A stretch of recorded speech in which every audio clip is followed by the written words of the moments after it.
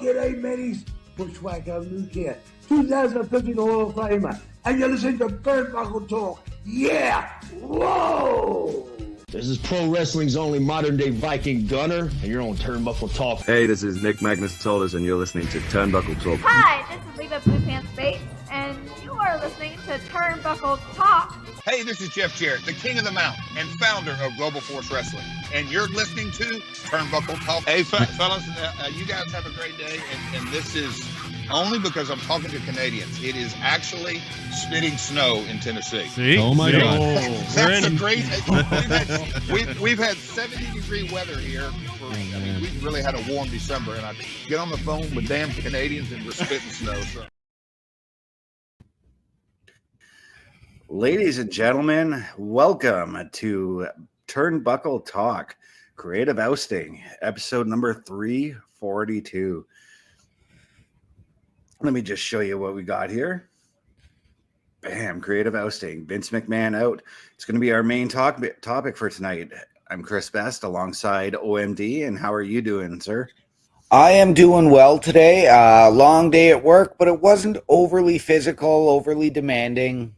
Just another one of those days. Yeah, it's going to be a little bit cathartic to talk wrestling. I know I say this every week. Absolutely. It always is, you know.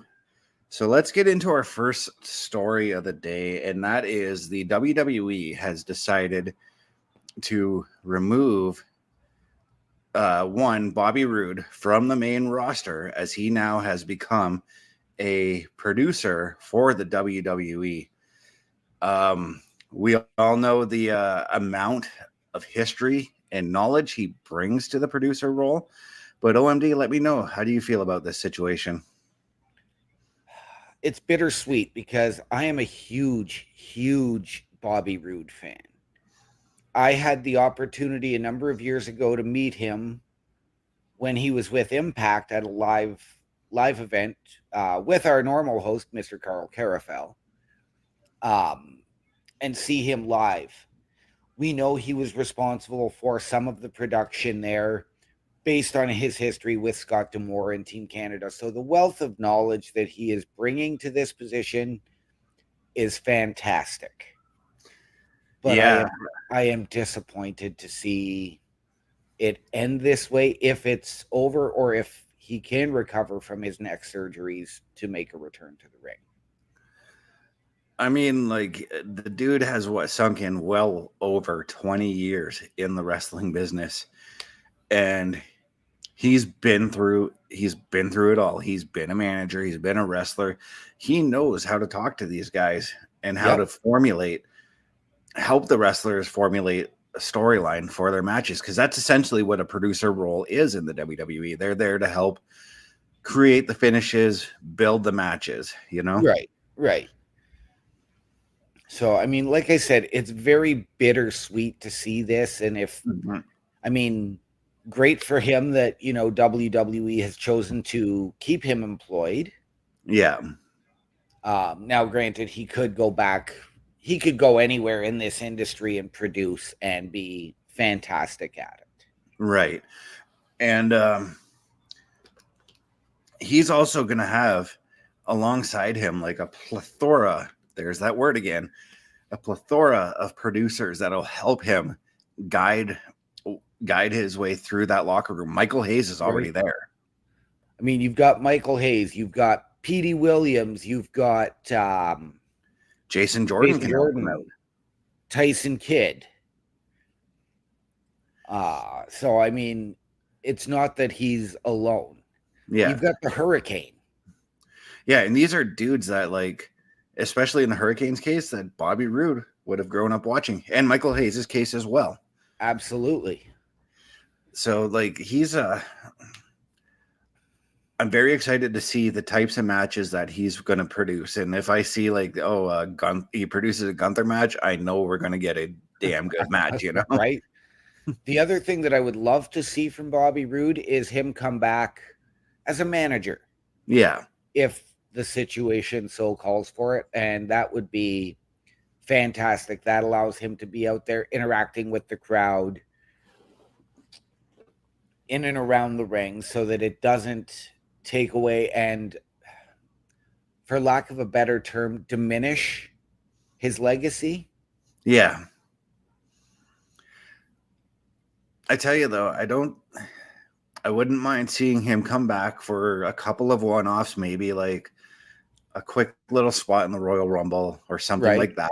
Because going over the top rope, it could be a safe bump. Could be. Right. But no, I wish Bobby Roode the best. I'm very excited to see where this leads him. Yes. And I think he will be, as the ticker says below, a glorious producer. Absolutely. This is a fantastic opportunity. I know he's already been doing it for a few months, and he's been doing it the way Nick Aldis has been doing it, just kind of testing the waters, as it were. But now it seems he's officially a producer. Yes. And I watched an interview with another in-ring competitor today who has also taken the time to learn producing, that being Brian Myers. Yeah. And he says, you know what? It's fantastic. I've loved it. I've learned so much about what goes into these matches, not just what we do in the ring as competitors. Yeah. You know, you can't imagine the work that goes into those matches. I mean, one of the greatest producers in pro wrestling, in my opinion, has always been Pat Patterson. I mean, he created the Royal Rumble. Yeah. And I remember him saying that, like, it's all about the psychology of wrestling. Right. And I'm certain that because Michael Hayes learned from Pat Patterson, that Michael Hayes is going to pass that down to Bobby Roode, Tyson Kidd, Jason Jordan, Petey Williams, you know? Absolutely. And here's the thing, too. Bobby Roode is a Hunter guy, so yeah, he's going to work hand in hand with Hunter, and I think he's going to be doing this for years and years and years to come, and I'm very happy about this at the same time. Absolutely. Absolutely. So it's going to be interesting to see where he's going, whether is he going to produce for Raw? Is he going to produce for SmackDown? Is he producing for both shows? Yeah, that hasn't been set in stone yet from what I understand. Right. I mean, I know he's done some production on the PLEs. Yes. But again, as you alluded to, he's got, you know, these other people around him helping him. So it's been him and a partner at the very least putting these matches together. Yeah. And again, all the best to Bobby Roode. It's sad that he's not going to be in the ring for the foreseeable future. We'll leave it at that. But let's move on already. Let's move on to our next story, and that is the NWA planning to bring back the territory system. They acquired a promotion that whose name I can't remember. If you just give me 1 second, I can pull it up. And said that it was going to be treated as if it were a territory of NWA. That would be Exodus Pro Midwest, Exodus Pro Wrestling. It's going to be now known as NWA Exodus Pro Midwest. What are your thoughts about the territory system coming back, OMD? You know what? It's just the indies. Let's be honest. I mean, they've already done NWA Wrestling from Hollywood. Yeah. Let's not forget, what was WCW when it started? It was an NWA company. What was TNA when it started? It was NWA TNA.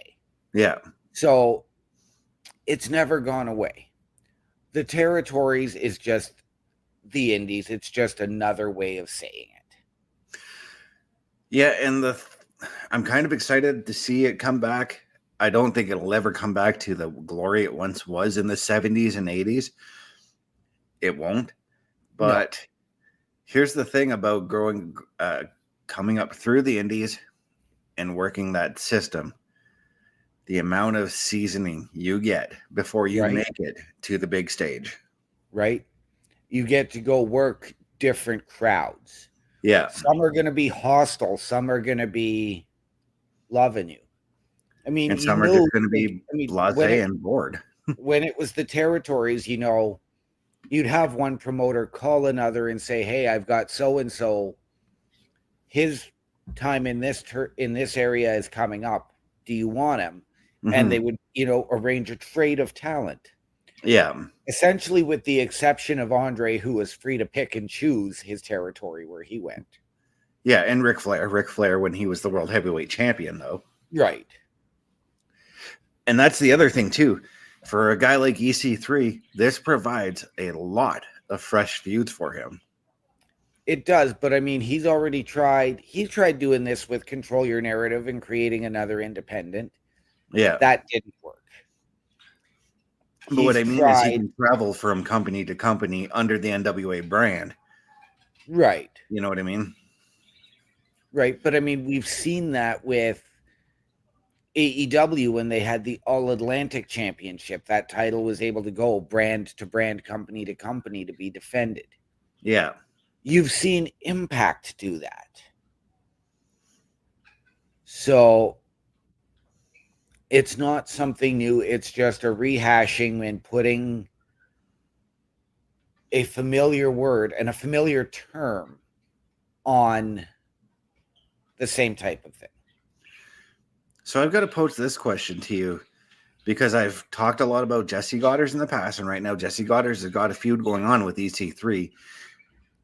Does OVW join NWA as a territory? I hope not. I hope not, because OVW has their history with, WWE, Impact, and a lot of these other companies. And Al Snow has come out and said even recently, I'm still on good terms. So if I contact WWE to say, can I use this footage? They're going to say, sure. Yeah, and that's why when you watch OVW, you see Al Snow's WWE footage in some of the opening videos. So I don't want to see OVW go down that rabbit hole. I know that the NWA has struggled of recently. And I mean, Billy Corgan is a smart man. So I get what he's trying to do. He's trying to make this make business sense. Mm-hmm. But and I think he's trying to open it up so that he can grow his brand again and get new blood. Because you've had people like Nick Aldis leave and state their reasons why, poignantly. So, but to use the territory system for the independents, it just doesn't cut it for me. But would this also, do you think this would also elevate some of those independent stars that we don't quite know about? It could, certainly, depending on who they're battling from the NWA. And I mean, I haven't watched enough of this newer NWA to know who's there anymore. I knew it was when there was Nick Aldis, Tom Latimer, Ken Anderson, Eli Drake, a.k.a. LA Knight. And Trevor Murdoch when he was there. Yes.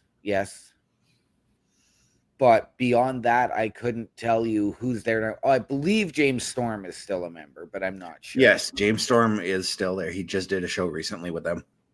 So when you've got, Jesse Goddard's EC3, Jesse Goddard's is OVW, but EC3 is your NWA champion. Who else do you have? I think that's why you have to do the territory system to build up these stars. But I think that's what Billy Corgan needs to focus on more, is building his stars to fight EC3, because we all know EC3 is a big star. He is. And I mean, he just didn't get used right in WWE. When he was in Impact, he was used brilliantly. But let's add a little asterisk to that, because Triple H used EC3 right. Vince McMahon didn't. Right. Yes, I will give you that. Yeah. And speaking of that, there is a another former member of the WWE and NXT locker room that has reportedly been around the Performance Center significantly, and he was an opponent for EC3 when EC3 was coming in, and that is one Velveteen Dream. As I read today. That kind of surprises me given all the controversy he's been through. This isn't the first time I've been hearing about this, though, recently, is that there's been a lot of talk of him coming back. And I mean, if they could forgive a guy like Riddle for everything that he did for multiple years, I'm sure that multiple years later they can forgive Patrick Clark. Then by that same token, can they forgive somebody like Enzo, who was fired for the same reasons that Velveteen Dream was fired? They could. I think Enzo has just been too outspoken, and I don't think Enzo would want to go back. Yeah, because he is, as what they labeled Matt Riddle when Matt Riddle got released, a liability. Yes. Because Enzo knew that this investigation was going on and didn't alert anybody. Mm-hmm. I mean, and Riddle got named in that speaking out movement, and but those accusations were proven false at that time. But so I mean, you're looking at that. It was the fact that Enzo wasn't responsible enough to say, look, this is the situation, maybe take me off of TV for a bit and let things die down. I mean, Velveteen Dream, I mean, we don't know the whole story. Yeah, I don't think he ever came out and talked about his side of the story, has he? He has. He said he was doing it in kayfabe, and yes, he was talking in the sultry voice. He had stuff with his shirt off, but he was wearing pants, all of that. Yeah. So now whether he had actually sent these to minors or not, I don't actually know, because we of course don't have access to those. Yeah, I don't want that access. Anyways, Bobby Vito, welcome to the show. Coming in saying Cody Rhodes has announced the NXT Men's Breakout Tournament, which we said should happen, by the way, and the NXT Dusty Rhodes Tag Team Classic on NXT, which one Chris Parrish said last night on the Raw Watch Along. Yes, Parrish. Everybody's been calling the Dusty Rhodes tag. I'm happy to gloat in the fact that I was the one that called the NXT Men's Breakout Tournament. Yeah, for once you got something. I'm kidding with you, man.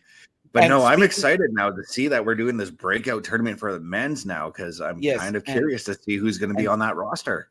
Speaking of NXT, because we don't want to delve too much into that, we do want you to stick around after us at approximately 10:10 Eastern for taking over with Ed Fries and Astrid Pizarro. Yeah, and so far from what I'm hearing, because I can't watch it right now because I've got color bars on my TV, it sounds like it's a fantastic show. We got Corporate Joe coming in saying, good evening, gentlemen. How's it going, Joe? Good evening, Joe. How we doing, my brother? But yeah, this whole return to the territory system, it does have me intrigued, but you might be right that it's just nothing more than the independent circuit.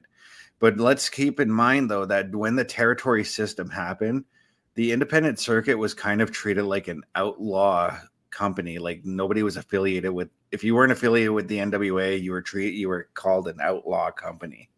Right. But I mean, you look at how many different territories you had, right? You had Memphis, which covered, St. Louis, Memphis, Nashville, and actually St. Louis had their own company.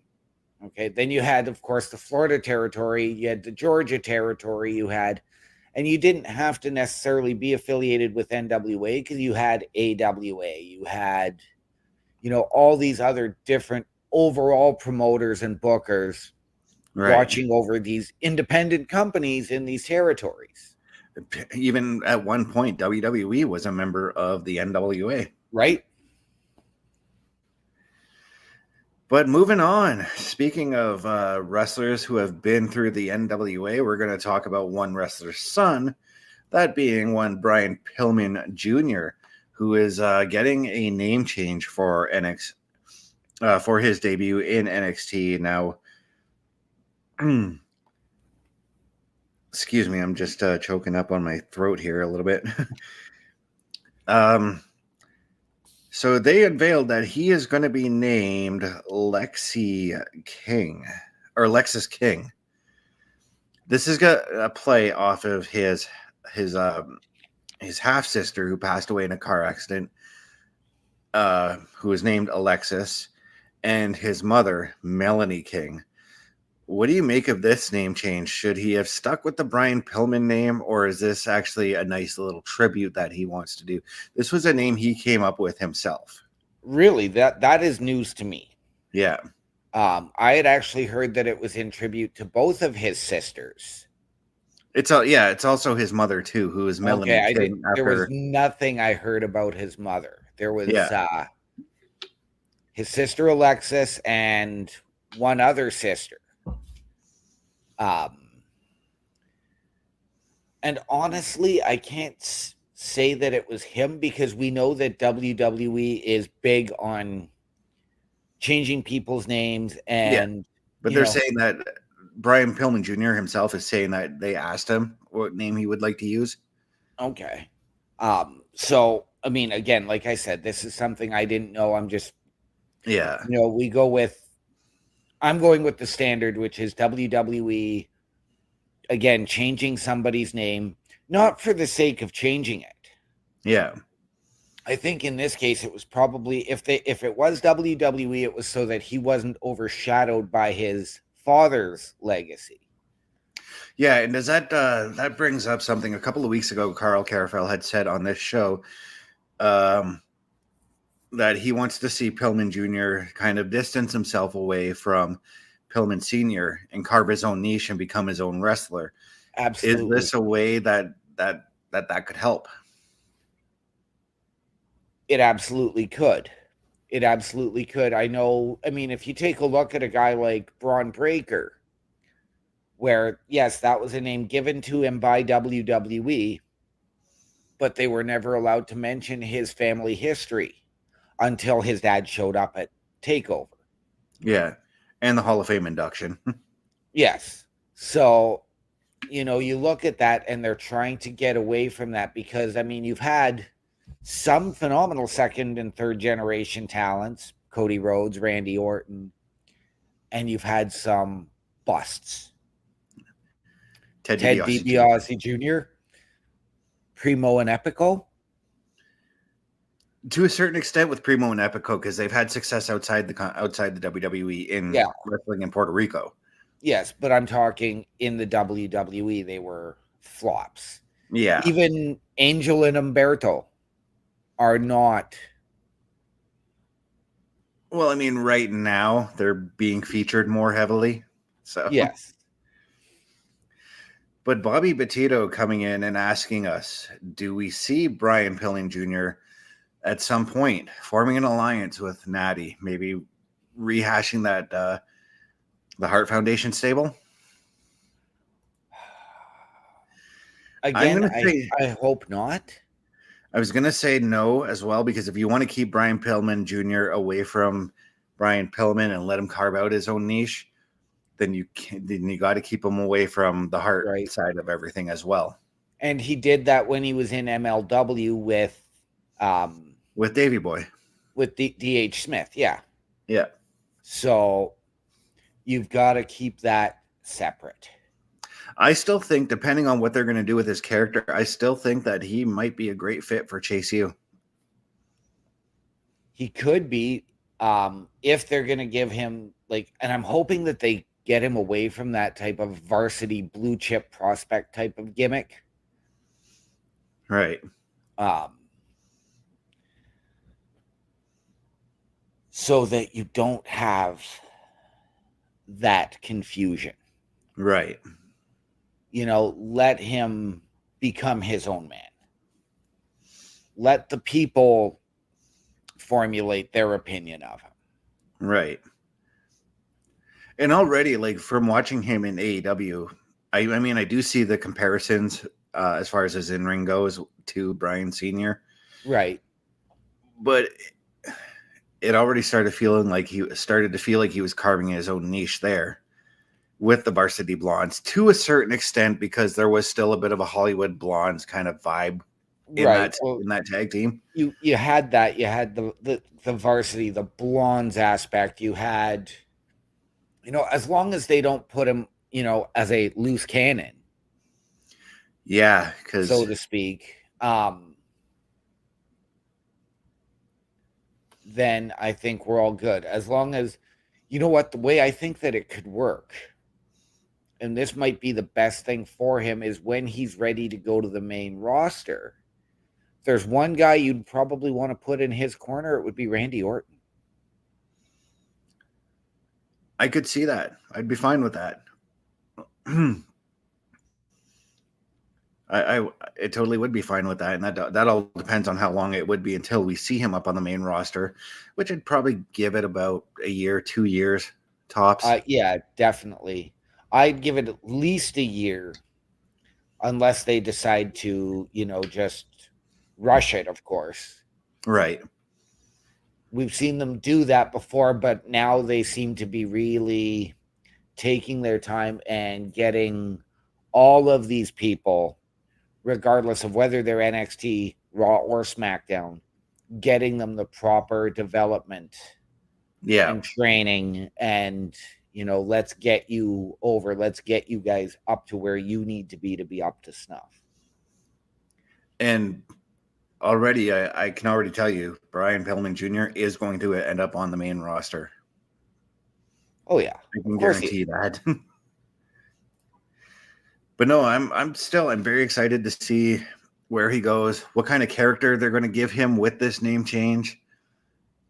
There's a lot of things there's a lot of cogs in the wheel, as it were. Right. And I mean, I know you're not seeing it. I'm wondering if he's going to make an appearance tonight on my TV screen.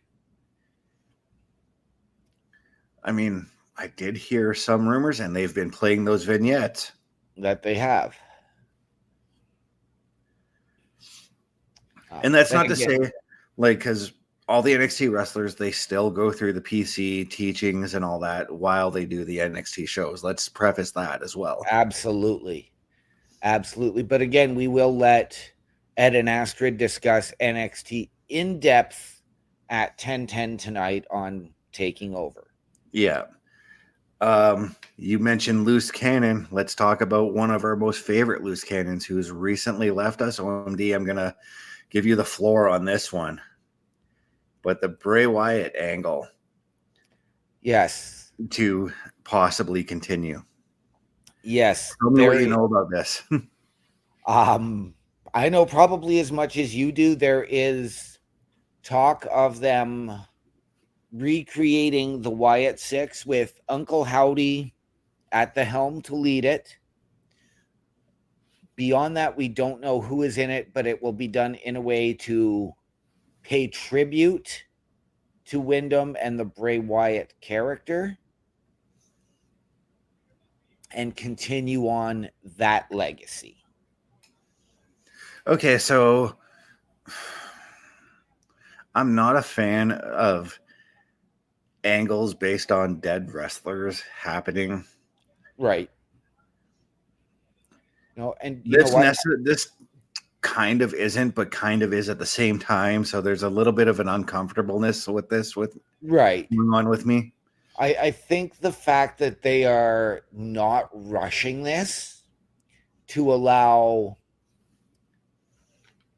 again, for lack of a better term, proper grieving time. Right. I mean, we know that, grieving never stops. It's just a matter of you grow, you adapt to it. Yeah. You can't sit there and say you ever get used to it, because there are some people who grieve differently than others.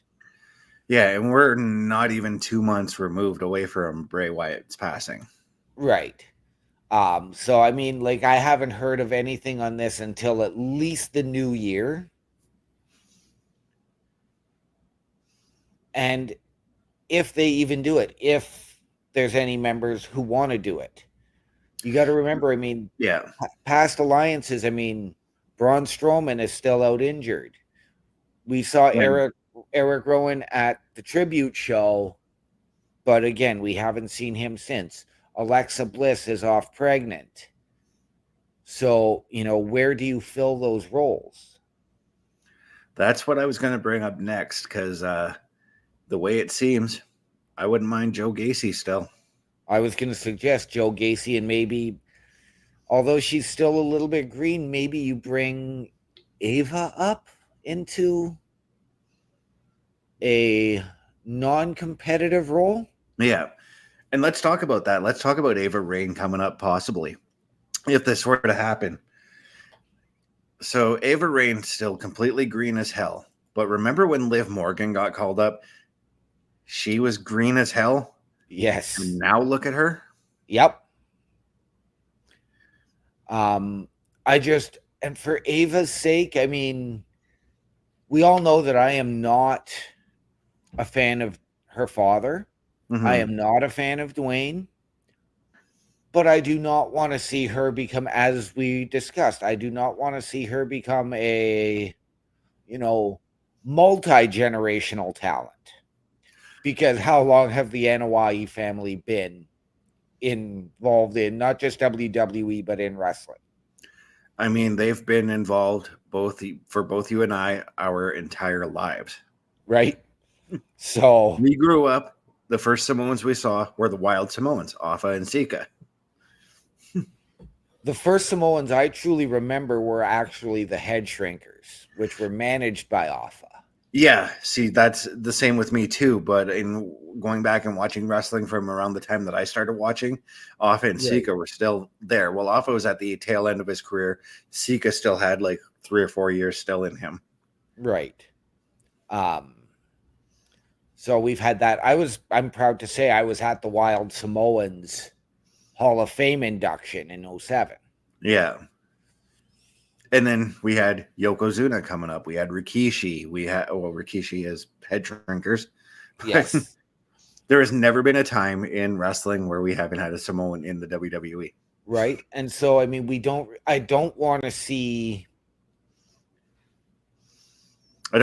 her come up and then suddenly she's a member of the Bloodlines.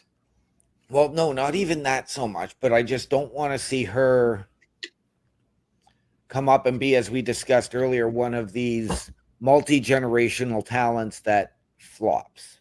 Mm-hmm. I'd rather see her stay in NXT, get her seasoning, get another year and a half under her belt, get her some matches. And if there is one person who can teach her how to maintain her fame, her stardom that she will eventually get, it is The Rock. Let's face it. Absolutely.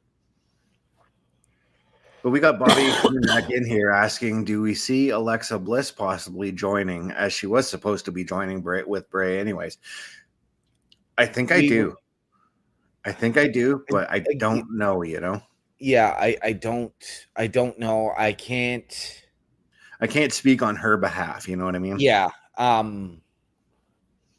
know she was good friends with Bray and she was good friends with Bo as well because of that. Yes. But it's also hard because now do you want to go back and rehash that part of your past in homage as opposed to just saying, I want to let that be what the people remember about us. Mm-hmm. So heads up, I've got NXT back on here. So, but no, I just don't know about this. You know, I mean, right? It's going to be interesting to see if and how it plays out. Yeah. I hope it does go well because I do want Bo Dallas, Uncle Howdy to succeed. I've always liked Bo Dallas. Right. I've always found him entertaining. Unfortunately, I don't think you would ever want to bring back the Bo Leaf character, because that would be nothing more than just a comedy character. Yeah. Even though he did win the NXT title doing that character. Yes, he did.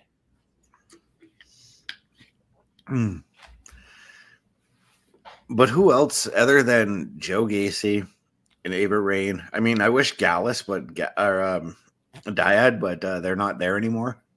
Nope.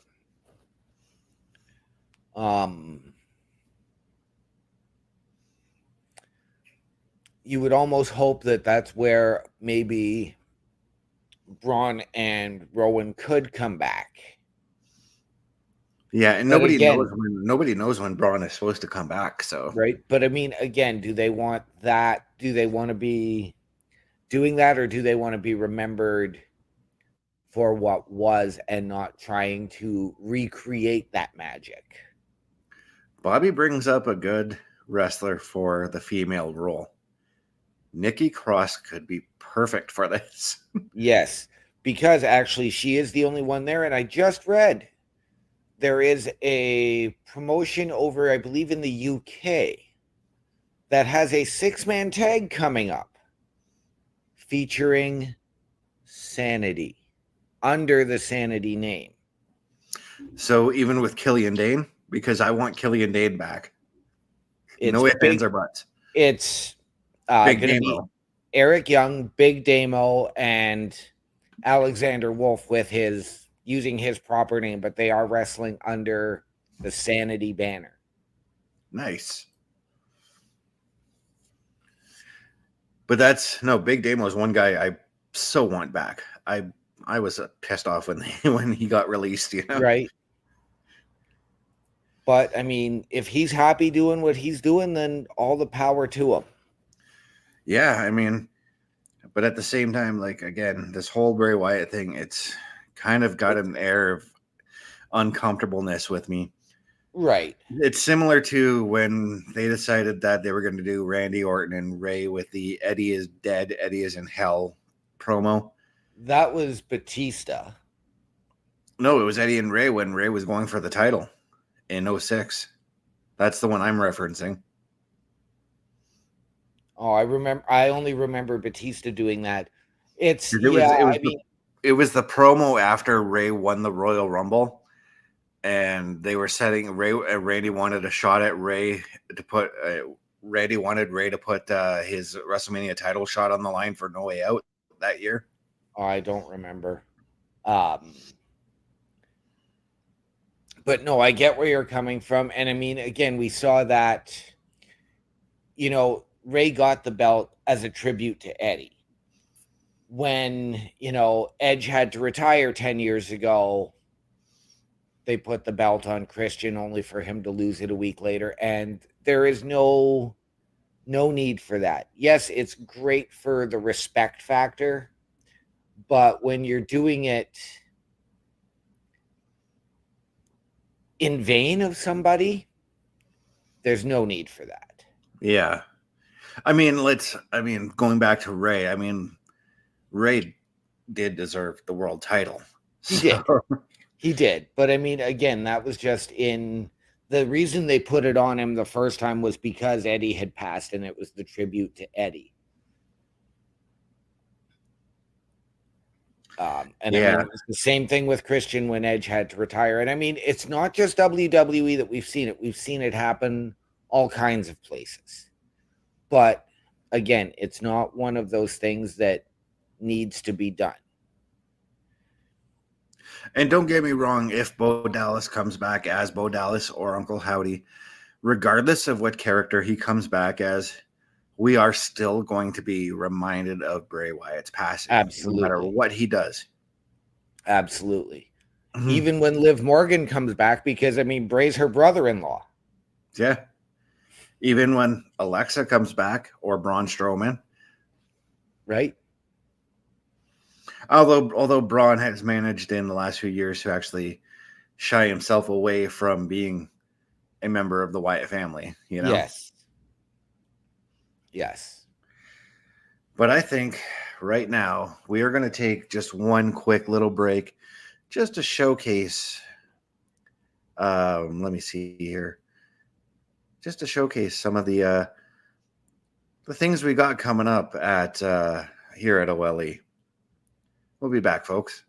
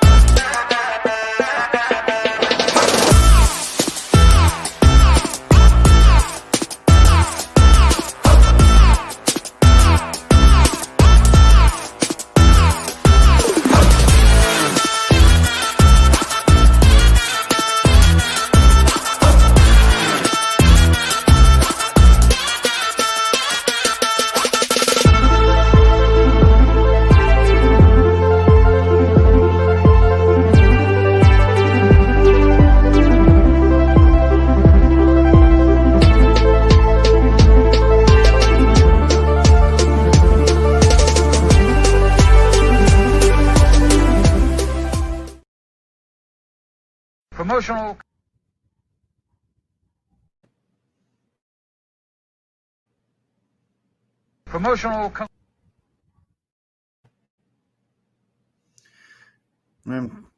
OMD, you with me there? I'm trying to play. I am here. I am here. Not working for me, so just gonna move right into our main event segment this All week. right. The showstopper. You know what? Just before we go there, I just want to touch on something, and this is again, we're going to leave this more to Ed and Astrid, as we are looking tonight at the biggest NXT in the history, with all of these special guests and main roster stars coming, going head to head in a Tuesday night war for one night only with AEW.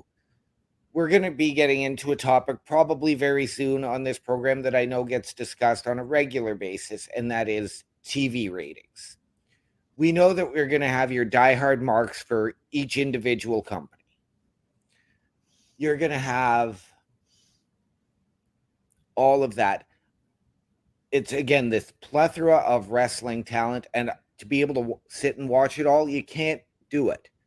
What we also have to remember is that they're not just going head to head with each other. Tonight, you've got baseball playoffs. You've got the start of the NHL season.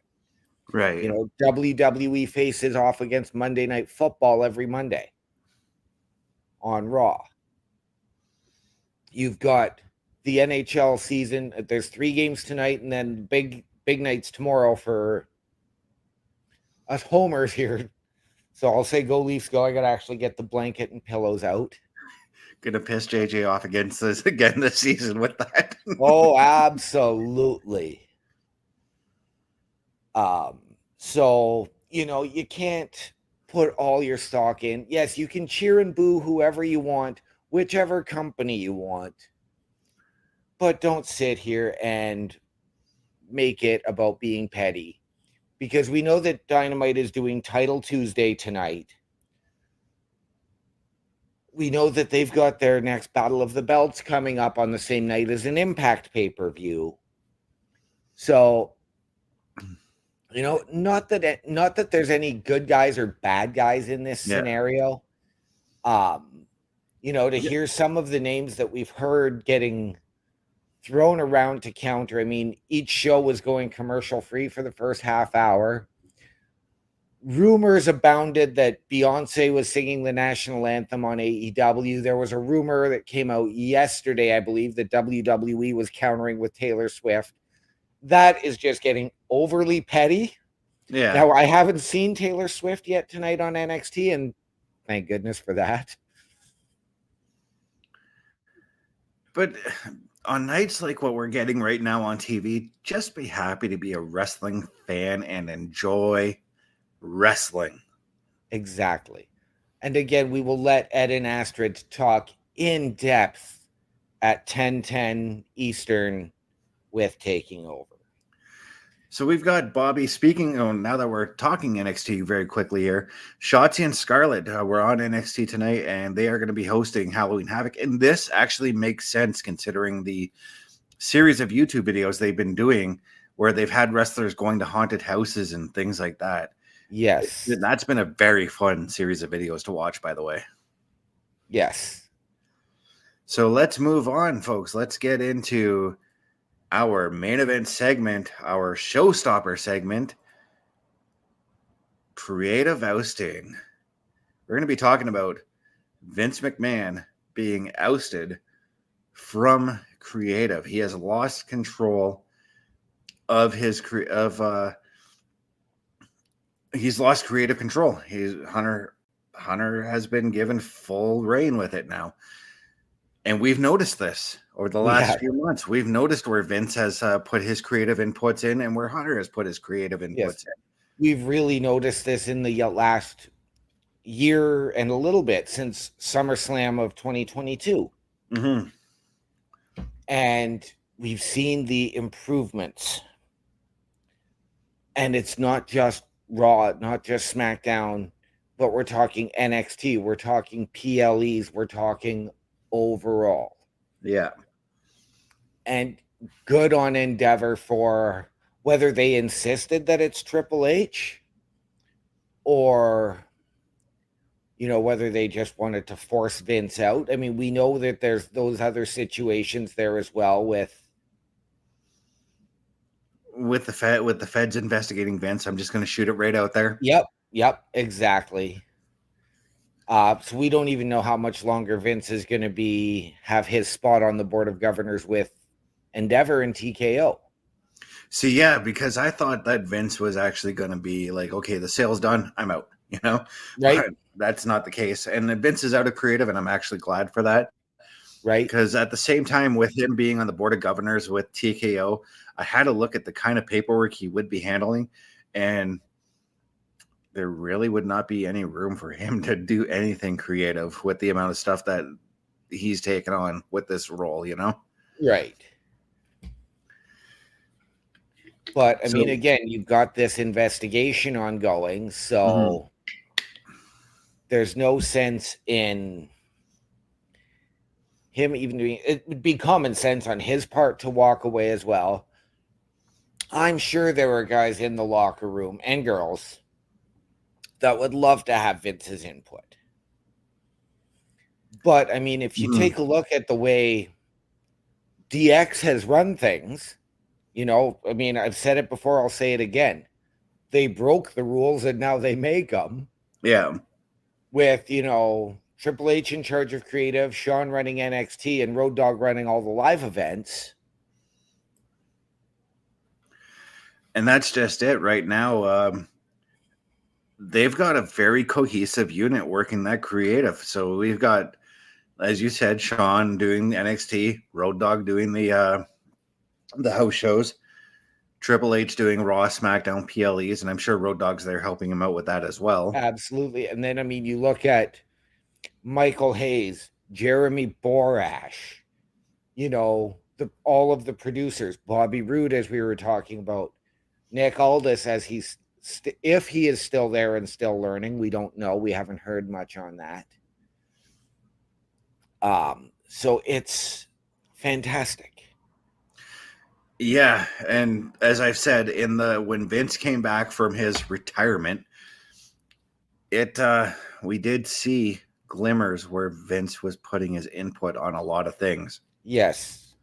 And that's what led to us not seeing Cameron Grimes, for instance, on TV, or Tegan Knox, who we've seen on Raw last night.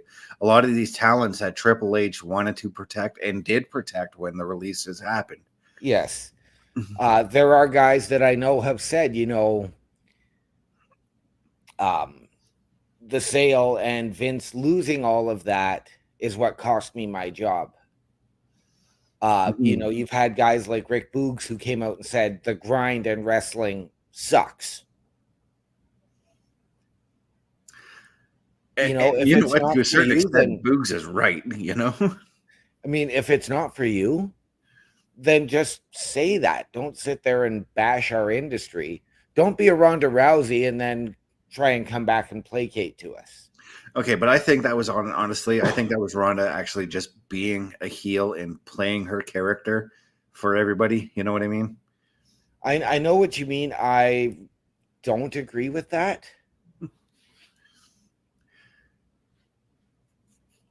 But yeah, I mean, there are still guys in the locker room who are Vince guys. Roman Reigns is one of them, but Roman at the same time was also a Triple H guy. Let's not get that out of the way first. Absolutely.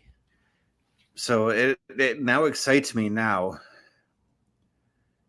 Who else are we going to see come back? Because like there's been a lot of missing faces. I mean, we saw Candice LeRae and Indy Hartwell come back last night as well. Right. And I say come back, but Indy Hartwell has actually been on main event, as has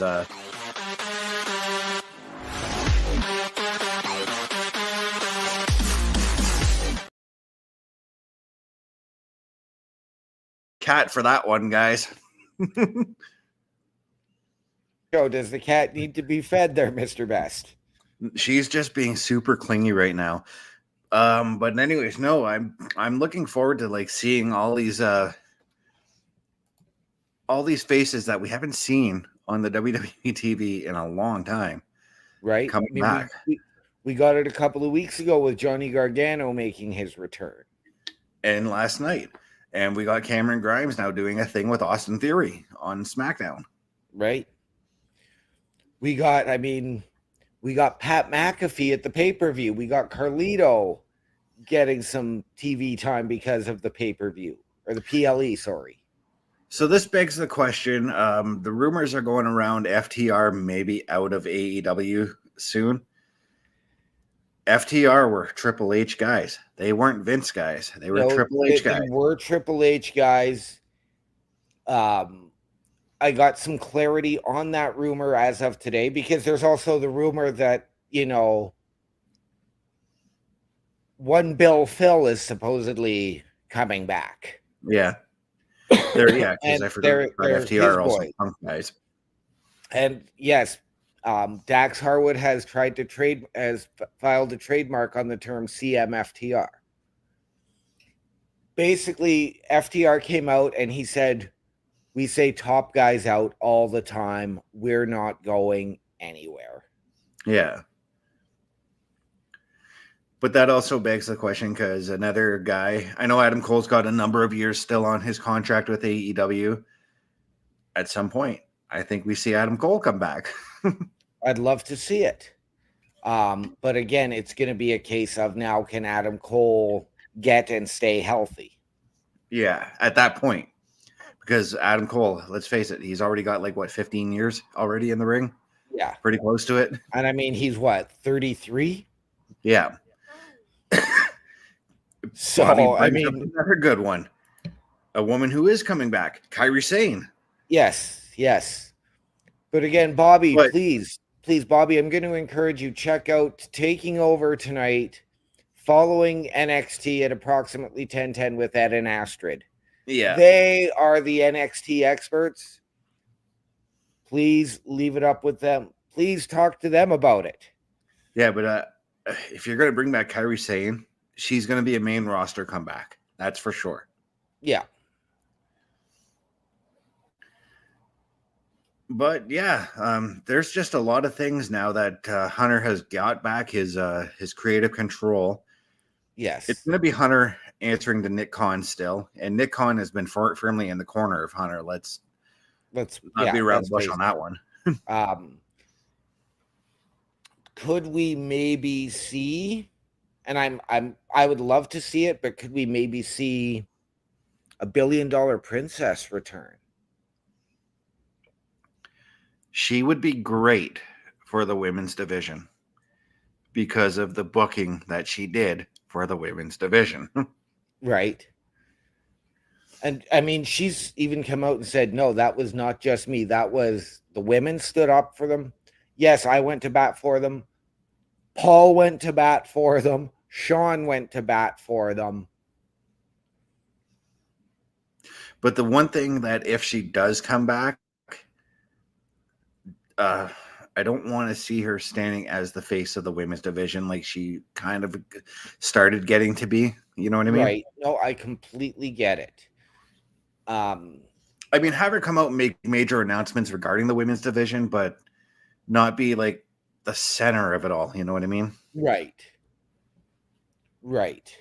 I mean, and there was, I think I brought this up before, a debunked rumor from probably about 3-4 weeks ago that Shane McMahon was possibly coming back in the event that Vince was deemed unfit.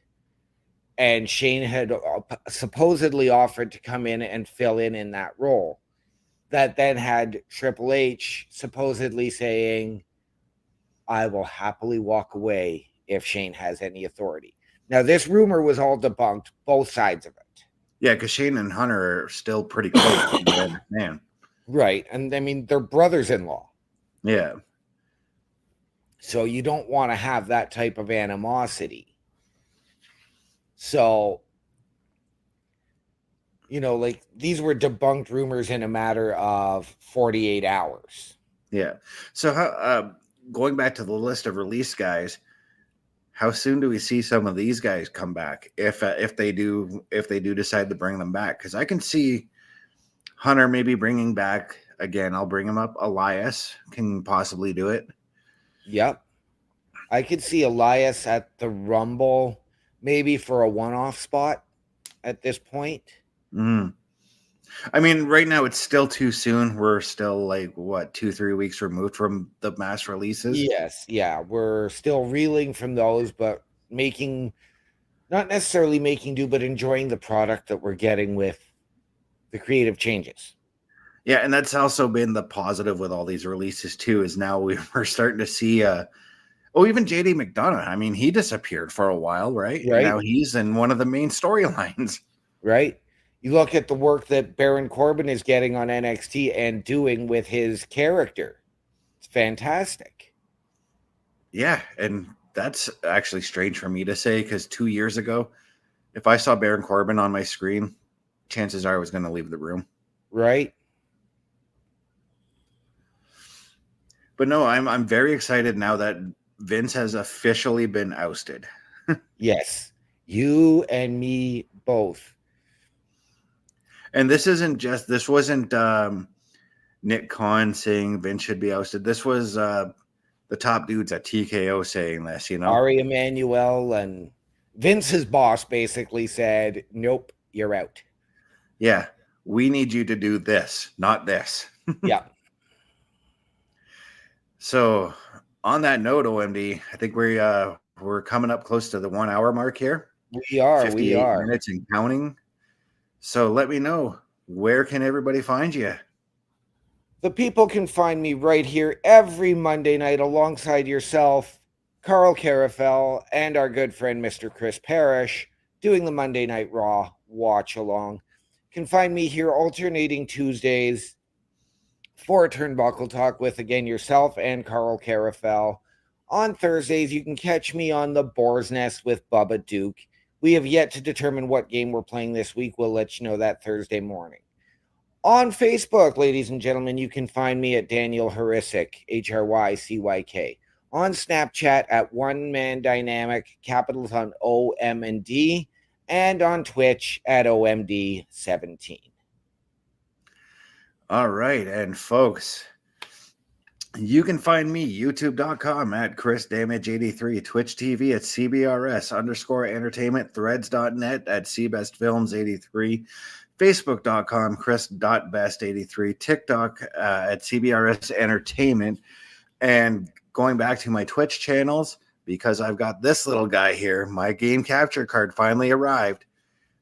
Gonna be doing some gaming very, very soon. And on that note, anything more you would like to add before we call it a night on this show? I am all good, but we did get another special guest on NXT here tonight, but I will leave that surprise for Ed and Astrid. But until then, I'll just let him ref for you. Gonna leave us on a cliffhanger. And on that note, guys, have a good evening. This is Chris Best alongside OMD signing off for another episode of Turnbuckle Talk. Have a good night, everyone.